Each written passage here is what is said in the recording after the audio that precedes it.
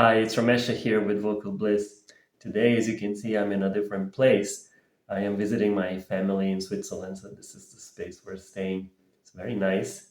Anyway, I thought I'd just come in here and share with you something that has been very relevant for me in these last couple of weeks, which is how do you practice when you are in a place that is not your house?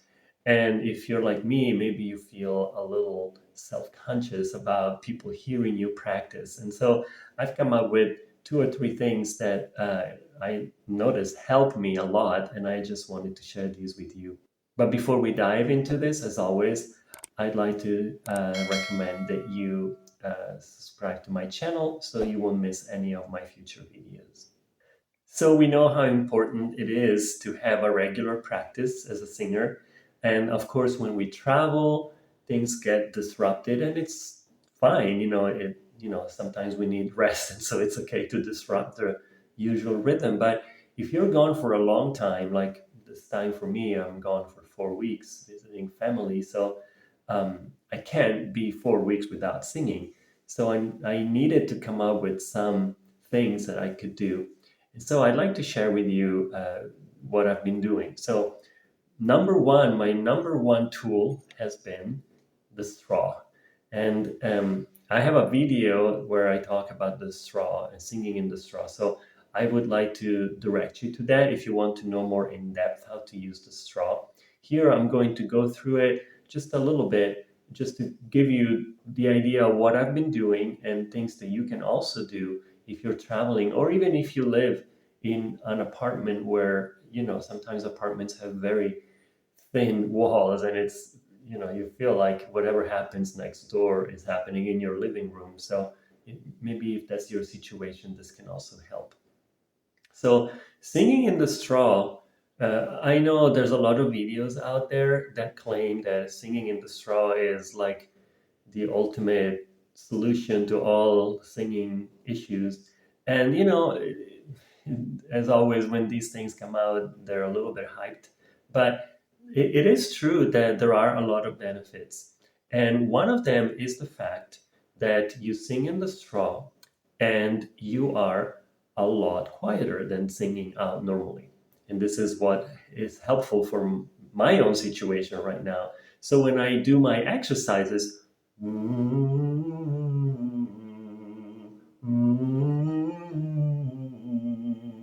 see how quiet it is as opposed to it's a lot louder. So this is one benefit. So you can go through pretty much any one of your exercises. Obviously, you won't be focusing on singing on different vowels because there's no vowels. There's just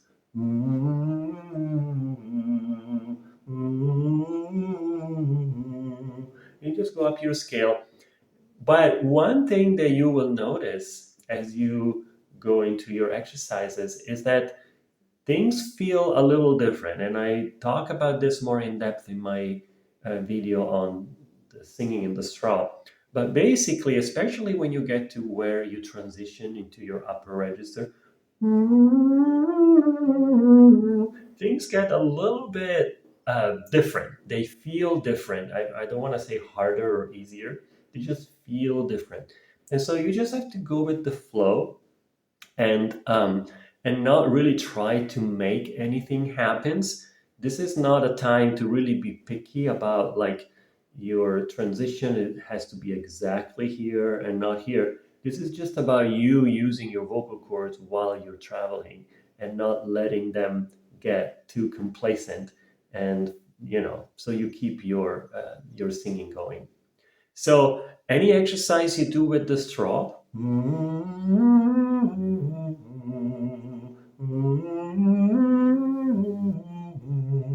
remember to blow in the straw and not to hum.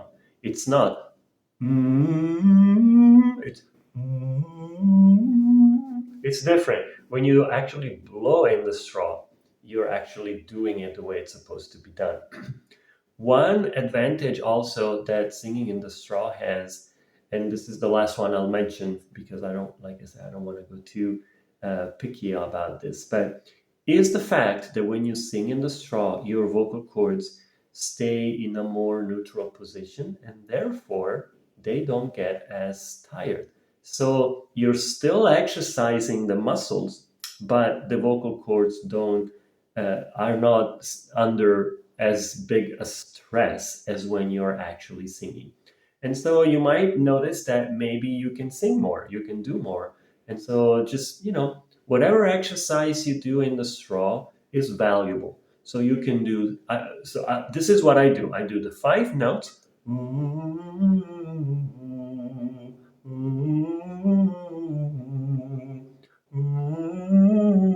And I go up one half step at a time, just like I do normally.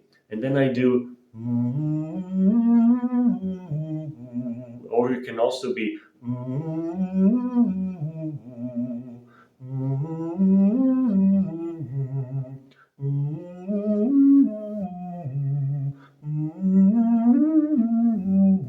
you notice when I get to where I break into my head voice, it starts to be a little funny and it just feels different, but you just keep going.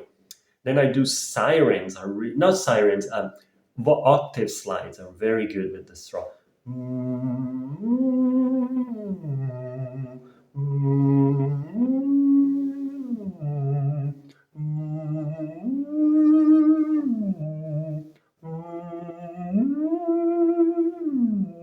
And so on. So this is also very good. So another exercise that you can do if you want to be quieter is actually humming. This is also a very good one. And usually humming is good with long tones. So if you want to practice long tones, you can just and when you start the note, just make sure that it's a full sound. It's not just but with your mouth closed, you should feel your lips buzzing a little bit if you do it right. And then relax into it. Use your diaphragm. Everything else stays the same. You use your belly to support the sound. You, you, there's no vowel to pronounce, but make sure the sound is a real sound. It's not just relax the throat, just like what you would do with your long tones, except that this is humming. Sometimes I do humming exercises even while I'm walking in town because there's the traffic noise, people, nobody can hear you. You're just walking along and doing your humming. So you can get creative with these things. So straw, I never travel without it. This is a metal one actually that I bought on Amazon, and it's nice because I don't have to go look for a plastic one. You can wash it, so it's a little bit more hygienic. So I recommend that. And then humming. And then a third thing I want to mention that is helpful, and this is a little bit different, but if you are getting ready for a performance that you have maybe after your trip, and again, you would like to be able to practice your songs, but you don't have, you're a little self-conscious, you don't have, you don't want to do it where people can hear you.